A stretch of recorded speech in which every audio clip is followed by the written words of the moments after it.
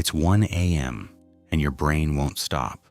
Not because something is wrong, not because you have a problem to solve, just this endless looping conversation with yourself that you didn't ask for and can't seem to end. You replay something you said 3 years ago. You imagine a conversation that hasn't happened yet.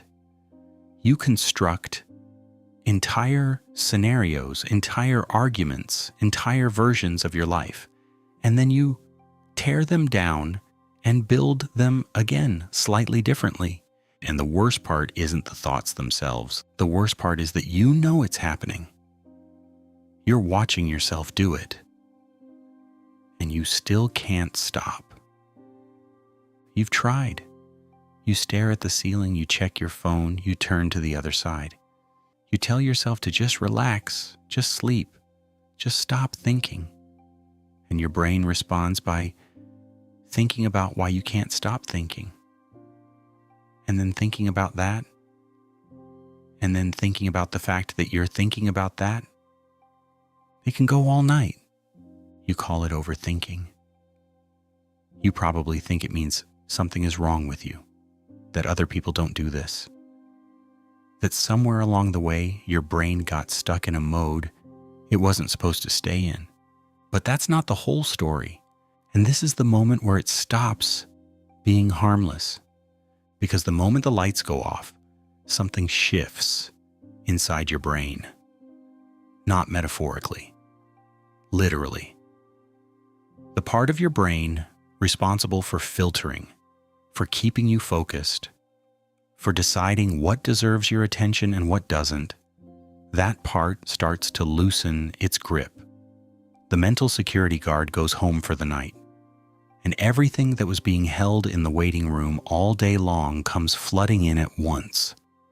Every unfinished conversation, every unresolved worry, everything you felt but didn't have time to feel, every question you pushed aside because you were busy, because you had somewhere to be, because it was easier to keep moving than to sit with it. They've been waiting all day, and now it's quiet, and they walk right in. And this is where it gets dangerous, because your brain doesn't just let them sit there. It starts working on them immediately, turning them over, looking for the angle it missed, trying to find the response it should have given, the decision it should have made, the version of events that makes more sense than the one that actually happened. It is relentless, and it is convinced it is about to figure something out. But here's the part no one tells you. Your brain isn't doing this to torture you. It's doing this because it genuinely believes it's helping. There's a window during the transition into sleep where your brain shifts from reacting to the world around you to processing the world inside you. And during that window, it tries to do something almost tender. It tries to make sense of your day. It tries to connect what happened to what it already knows. It tries to file things away cleanly, to find the pattern, to understand what it all meant. And it doesn't stop there, because some things don't file cleanly. Some things don't have a pattern. Some things don't have an answer. And your brain, which is essentially a machine that cannot tolerate an open loop, keeps returning to those things over and over, pulling them out of the drawer, examining them, putting them back, pulling them out again, not because it's broken, because it's working exactly as designed. It gets worse. Because here's what that loop is actually doing to you underneath the surface in a way you almost certainly don't realize. Every time your brain replays something, it doesn't just replay it, it slightly rewrites it. It adds detail, it shifts emphasis, it reinterprets tone. That thing someone said to you last week that you can't stop thinking about, the version in your head right now is not what actually happened. It's a reconstruction, a story your brain built from fragments and filled in the rest. with assumptions, fears, and patterns from every similar thing that has ever happened to you, you're not remembering, you're creating. And every time you revisit it, you reinforce it. You make it more real, more permanent, more load-bearing in the structure of how you see yourself and the world. This is the part most people miss. Overthinking at night isn't just exhausting, it's quietly rewriting your reality, the insecurities that feel most real, the fears that feel most certain, the versions of yourself that feel most true at 3 a.m. Those are not clear-eyed assessments. They are the product of a tired brain, alone in the dark, editing a story with no one to fact-check it. And this changes everything, because something else is happening that makes this even more unsettling. By morning, those rewritten versions feel like memory. They feel like fact. They feel like things you simply know about yourself.